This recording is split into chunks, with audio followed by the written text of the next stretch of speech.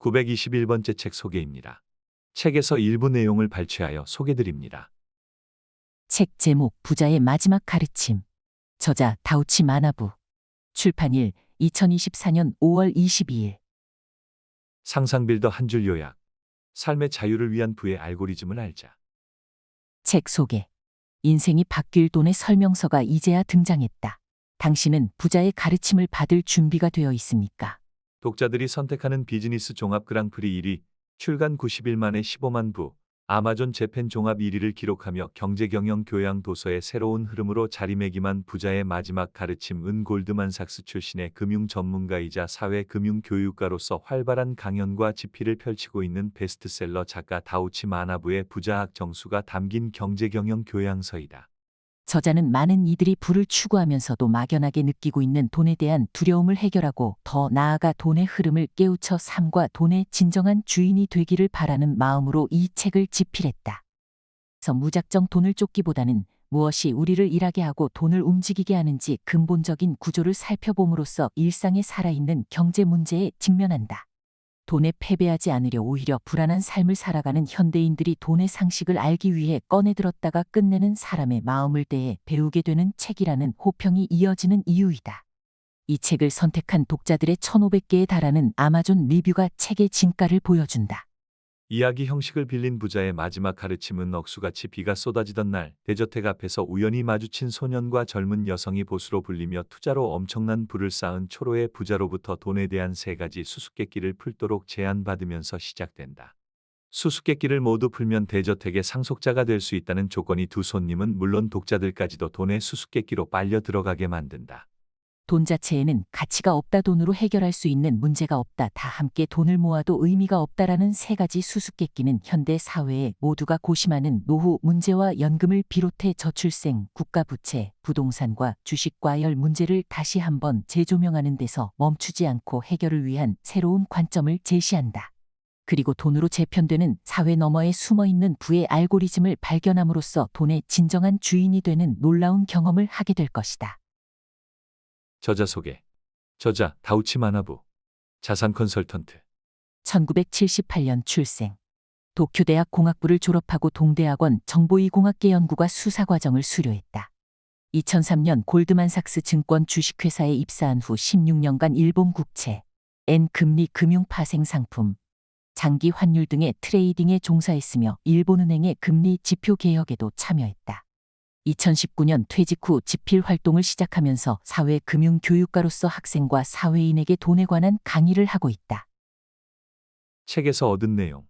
인생이 바뀔 돈의 설명서가 이제야 등장했다. 당신은 부자의 가르침을 받을 준비가 되어 있습니까? 베스트셀러 작가이자 자본주의의 정점 골드만삭스에서 16년간 일한 다우치 마나부의 돈에 관한 최신작 부자의 마지막 가르침이 출간됐다. 금융 전문가가 쓴 돈에 관한 소설이라는 점도 놀랍지만 그동안 경제경영 분야에서 볼 수 없었던 남다른 메시지를 전하면서 독자들의 기대는 출간 전 3만 부 서점 배본으로 이어졌다. 출간 후에는 곧바로 아마존 재팬 문학 경제경영 분야 1위를 차지하면서 출간 90일 만에 15만 부의 판매고를 올렸다. 여전히 독자의 신뢰와 호평이 이어지고 있는 가운데 부자의 마지막 가르침이 이토록 큰 사랑을 받는 까닭은 무엇일까?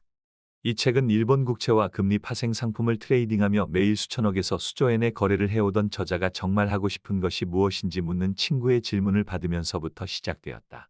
각종 머니게임에 매몰된 사회의 의문을 느끼며 진짜 돈의 정체를 바로 알리겠다는 작가의 의지가 책에 그대로 녹아들어 있다. 그리고 이야기는 사회 안에서 일어나는 모든 경제 활동의 정작 사람과 사회가 소외되는 현상에 주목하면서 돈에 대한 우리의 일반 상식을 하나씩 깨나간다. 의문의 부자 노인이 주인공들에게 던지는 3가지 수수께끼는 곧 이 책을 관통하는 메시지이기도 하다. 돈 자체에는 가치가 없다. 돈으로 해결할 수 있는 문제가 없다. 다 함께 돈을 모아도 의미가 없다. 이 난해해 보이는 문제를 함께 풀어가다 보면 곧 숫자에 대한 맹신을 내려놓고 어떻게 하면 숫자에 휘둘리지 않고 돈의 주인으로 살아갈 수 있을지 자문하게 된다. 당장 우리가 할 수 있는 일이 무엇인지에 대한 진지한 고민도 뒤따른다. 무엇을 위해 일해야 할까 고민에 빠진 이들이라면 오히려 앞으로 무언가에 더 열심히 매진하고 있는 자신을 발견하게 될 것이다. 이야기의 후반부에는 감동적인 반전까지 기다리고 있어 독자의 마음을 따뜻하게 울리는 선물 같은 책이다. 가진 자는 교활하다. 그래서 나도 돈을 벌고 싶다. 그게 유토의 솔직한 심정이었다. 이 남자가 돈 버는 법을 가르쳐 줄 거라 생각했다. 하지만 그는 돈의 정체라는 영문을 알 수 없는 이야기를 하기 시작했다. 기묘한 일에 말려들었다고 생각했지만 목적지를 알 수 없는 급행열차에 올라탄 것처럼 흥분됐다. 그녀의 뒤를 이어 유토도 서양식 건물 안으로 미끄러지듯 들어갔다. 세차게 쏟아지는 빗물이 들이치지 못하게 재빨리 커다란 문을 닫았다. 문이 닫히자마자 격한 빗소리가 아득해졌다. 건물 안에는 이질적인 공기와 시간이 흐르고 있었다. 천장이 높은 현관홀에는 진홍색 카펫이 깔려 있었고 좌우로 뻗은 복도까지 쭉 이어져 있었다. 벽에는 값비싸 보이는 그림이 여러 점 걸려 있었다. 외관뿐만 아니라 내부 인테리어도 유토가 추리소설을 읽으며 마음속에 그렸던 부자의 저택 그 자체였다. 세차게 내리는 비와 대부호가 사는 서양식 건물 그리고 연금술. 무언가 사건이라도 일어날 것만 같다. 저는 사람들이 서로를 도우며 살고 있다는 말은 허울 좋은 말이라고 생각해요. 곤란할 때 도움이 되는 건 돈이에요. 살아가려면 아무래도 돈에 의지할 수밖에 없어요. 나나미에게는 어떤 강한 신념이 있는 듯하다. 천천히 말하면서 스스로를 고무시키고 있는 것처럼 보이기도 한다.